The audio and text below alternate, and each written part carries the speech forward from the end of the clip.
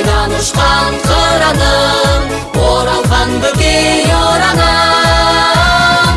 Қазақтың атын шығарған, қаламгер болып жаралдым. Қазақтың атын шығарған, оралған бөкей ораным.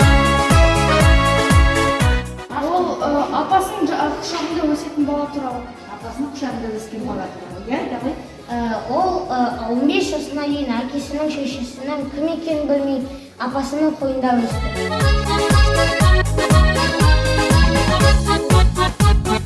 Тамаша той болады биылда бір, мектебім ашылғалы 20 жыл.